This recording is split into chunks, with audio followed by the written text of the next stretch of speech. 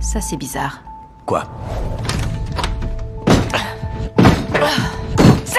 Elle aurait jamais mis sa bibliothèque à cet endroit-là, la porte du placard cogne dedans tout le temps. La femme de ménage Morgane a jeté un coup d'œil à la scène de crime et a immédiatement repéré l'erreur fatale commise par le meurtrier en falsifiant la scène. L'armoire bloquait la porte du placard. Le propriétaire aurait été gêné pour prendre quoi que ce soit. De toute évidence, l'armoire n'aurait pas dû être placée ici. Effectivement, après avoir déplacé l'armoire, Morgane a éteint les lumières de la pièce. Elle a découvert des traces laissées par le meurtrier sur le mur. Peu de temps après, Morgane a compris l'intention du meurtrier. Il s'avère que la victime travaillait comme interprète en langue des signes. Ce mot ne signifie pas seulement identifier, il a aussi le sens de parler. On sait que Sierra est interprète de langue des signes. C'est peut-être pour ça qu'il l'a choisi. Et dans sa phrase, il utilise voir au sens de comprendre.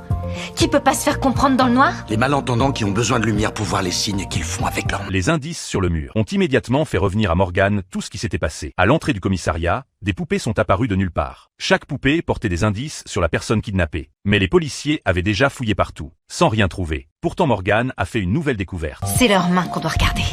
Les poupées nous donnent un message en langue des signes. C O X, le chiffre 1 P I. Qu'est-ce que ça veut dire? C'est pas un mot. La main de chaque poupée représente une lettre. En les réarrangeant, Morgane a trouvé une adresse. Elle menait à une galerie d'art fermée depuis des années. C'était l'endroit idéal pour cacher un otage. L'équipe s'y est immédiatement rendue. Vous avez entendu? Elle est dans le coffre-fort. L'ambulance arrive et j'appelle l'équipe de désincarcération. L'oxygène dans le coffre-fort était déjà très faible. Pas le temps d'attendre des renforts. La seule chance était de résoudre la dernière énigme, le code du coffre-fort. Alors que Morgane fixait les œuvres d'art autour d'elle, elle réfléchissait calmement et avec concentration. En Amérique, ça se joue avec une balle, mais la plus ancienne version se joue en Asie centrale avec de vrais osselets. Plus précisément, 10 os tarsiens de mouton ou de chèvre.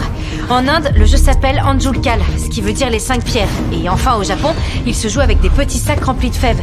Et il faut en ramasser 7, donc ça nous donne une balle, 10 osselets, 5 pierres et 7 sacs de fèves. C'est sûrement ça la combinaison. Après que Daphné a entré le code, le coffre-fort s'est ouvert avec un clic. Dieu merci, la victime était encore en vie. Mais Morgane savait, puisque le meurtrier était si obsédé par les énigmes, il n'abandonnerait pas facilement. Les 2 lignes de texte laissées sur la poupée ont rendu l'expression de Morgane encore plus grave.